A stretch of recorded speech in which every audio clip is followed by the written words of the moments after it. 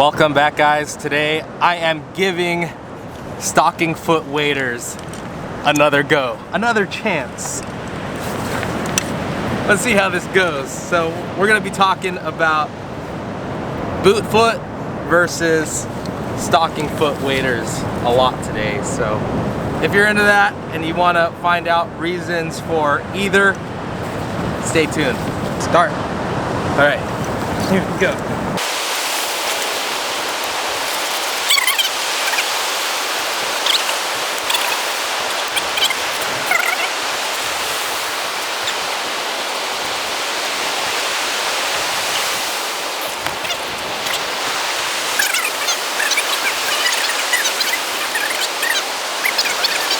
All right, time.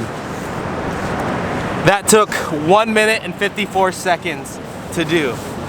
And a lot of it was putting on the actual boots, but I think that isn't that bad. So I've always been a boot foot wader guy, and I did bring those, so I'll be able to do that same test, see how fast I can get the boot foot waders on. I'm guessing it's gonna be a lot faster, but that's 1 point for boot foot waders. But the reason I'm doing this is because 8 Fans actually sent this, so thank you 8 Fans. They're the same company that made this jacket. This is the one that Ian's gonna try out today. We brought Ian today, but what's up, guys? Yeah, so if you guys know, I do have a giveaway that's gonna happen on one of these jackets. So somebody has a chance to win one of these, but somebody's also gonna have a chance to win some stocking foot waders. So today I'm gonna try them out, give you guys my honest opinion on them, and then kind of hopefully talk you guys through whether if stocking foot or boot foot is a better choice for you. But it's peak fishing time. So we're gonna fish first and then get into it. Let's go. Today we also have a little side mission. We did have a death in the Tomaloso family. My cousin passed away this weekend and his funeral is this week, so we have a lot of guests from out of town coming, and perch is a special treat for them, so we're gonna hopefully bag a good amount so they could have some. Keeping fish today.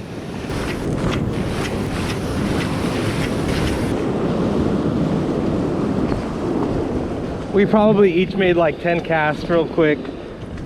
Not the spot, but so far, these boots are pretty cool. Feels different. Based on the bite, we've been really spoiled getting bit within the first few casts. And if we weren't getting bit in that spot within 5-10 minutes, move. Conditions today, wave power is about 563. High tide is at 10:20 and it's currently 7:47, so we have a lot of incoming tide to fish. It could just be a matter of the tide pushing in that'll trigger the feeding window for these fish, so we're just gonna fish it through. Definitely a slow start. No bites yet, 3 spots. Hopefully we could change that around. The reason we're fishing so early is just that off chance that we might get a striped bass.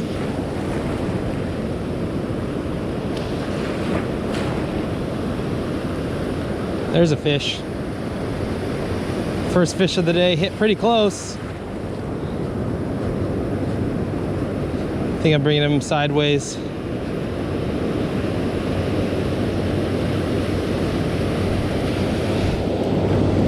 Definitely a keeper for today. Got the back hook and the bait swung around and got him in the chest. Nice fish. It's a male. Definitely doing the spawning things. You can see all of the reproductive fluids. All right, so we moved from the spot that I caught that 1 fish. Still not enough to keep us there. Quick update on the boots. I am feeling a little sand in my right foot.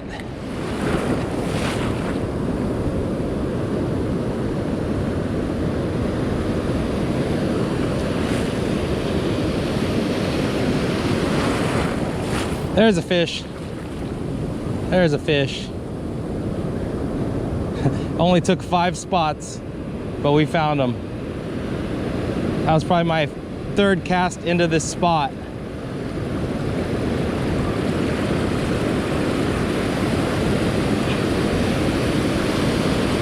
But we're about 2 hours until high tide, so hopefully the bite's just starting. That fish was close. Good sign. Ultimately, that day of fishing wasn't the best. I only caught a few, and as I mentioned while we were out there, I was trying to catch a bunch of perch for my family because it's been a rough week. We had a death in the family, and we had a lot of people coming from out of town who love perch and who don't get it very often, especially our family from New York and LA. But I wanted to give a special shout out to Dan Ernst and Cody, a friend that I just made out on the surf. They were releasing all of their fish, and they asked if I would take some of theirs, so I definitely did. So I brought home 9 fish to give to my family, so that was really awesome. So thank you to the surf fishing community, specifically Dan and Cody, for hooking it up. That was really thoughtful of them. But what you guys came here for was bootfoot versus stocking foot waders. And one thing that I did was I timed how long it took me to put those stocking foots on and put the boots on as well. So let's do the same with the bootfoot waders. So let's go ahead and do that. Stopwatch, ready, set, go. I think it took me like 1 minute and 54 seconds for the stocking foot, but these shouldn't take that long. So if you're in a rush, you want to hit the surf as soon as possible. Oh, the fish are biting. The fish are biting. Bam, done. Oh, stop. 37.32 seconds, flat.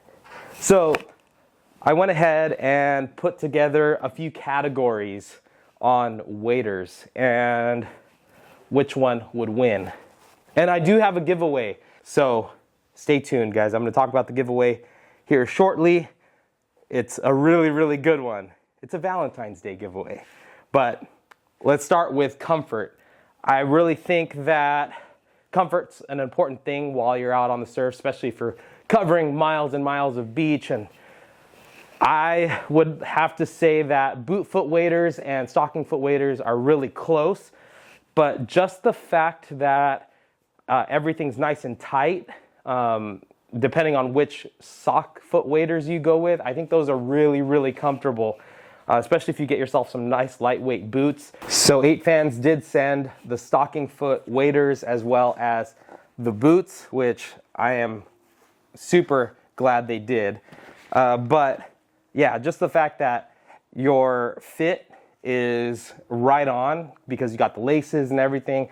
Your feet are super solid, and the stocking foot itself, the material really hugs to your body really nicely versus a more generic boot foot wader. I'd say the comfort factor goes to the stocking foot. If you disagree, definitely leave it in the comments below. But if you don't put like long socks on, for example, and you're wearing the boot foot waders, you can get a lot of chafing around the ankle area or where the materials meet the actual boot where it's sewed on. I've gotten quite a few blisters around my ankles if I have like ankle socks or anything other than the full calf socks. So that's something to keep in mind if you are looking at both. The next category I chose was durability.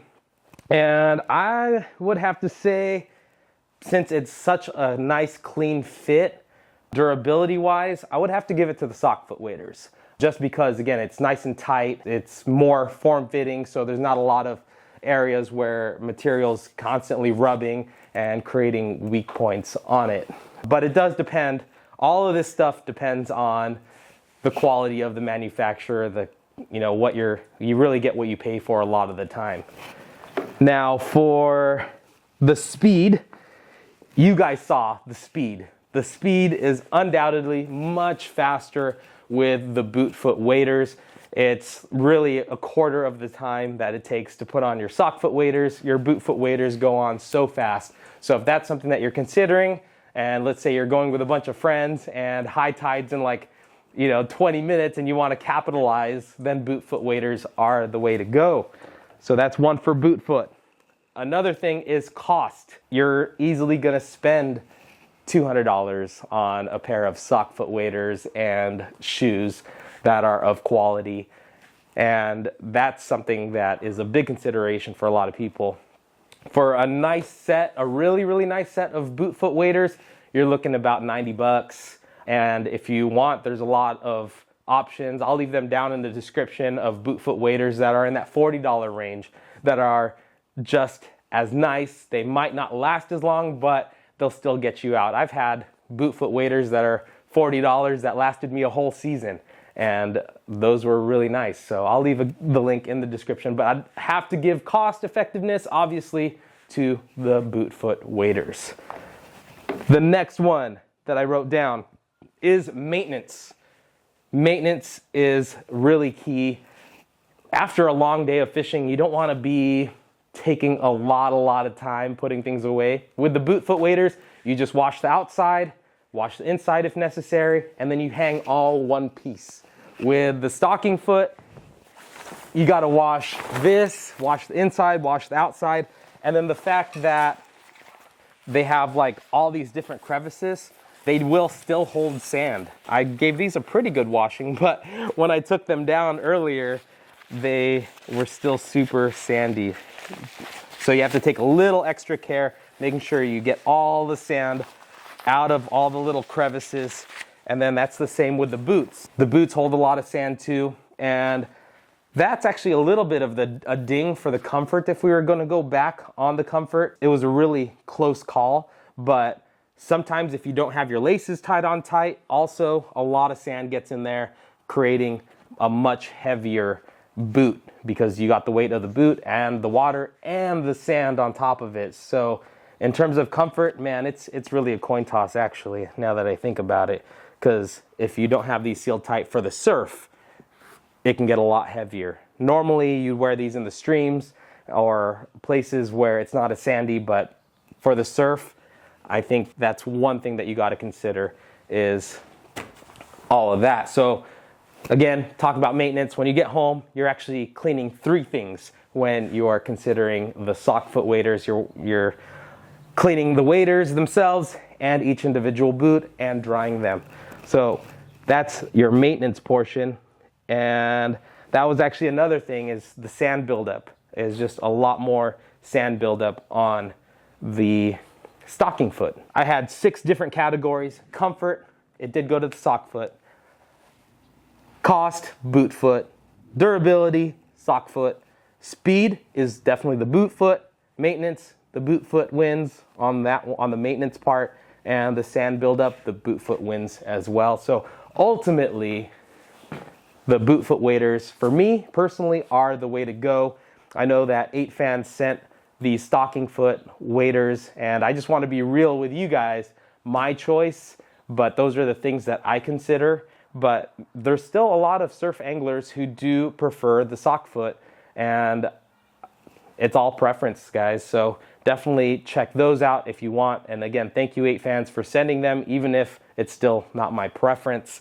But here's the special giveaway. It's currently Valentine's Day when I'm releasing this video, and I'm going to do a giveaway with 8 fans, and they are giving away a male pair of stocking foot waders and a female pair of stocking foot waders. So thank you 8 fans for doing that. And then how you win is you need Facebook. You need to follow Hook to Cook and 8 fans on Facebook, and I will put up a post that'll look like this right here. And all you have to do is in the comment section, post a picture of you and your significant other out fishing. And hopefully what this does on Valentine's Day is run some really cool memories of you and your significant other fishing. So join that giveaway. And then also, anyway, today's Valentine's Day. This is the day that I do the drawing for the 8 fans jacket. So that's gonna be live until Valentine's Day. I'm gonna do the giveaway at about 5 p.m. on Valentine's Day. So you still have a little bit of time to enter that because I'm gonna drop this video at 9 a.m. So if you haven't yet, join the Instagram giveaway for your own 8Fans jacket. But the special Valentine's Day giveaway is gonna be done on Facebook. All right, so follow Hook to Cook on Instagram and Facebook, and 8Fans on Instagram and Facebook. And then for the his and hers stocking foot waders, just find a picture of you and your significant other and post it in the comment section of this post. But thank you guys for all the support and coming along on these fishing journeys. I'll go ahead and I'll leave a video right here of whatever video is in our catalog that YouTube recommends for you. Don't forget to subscribe if you haven't. A lot more giveaways to come. We'll catch you guys on the next episode.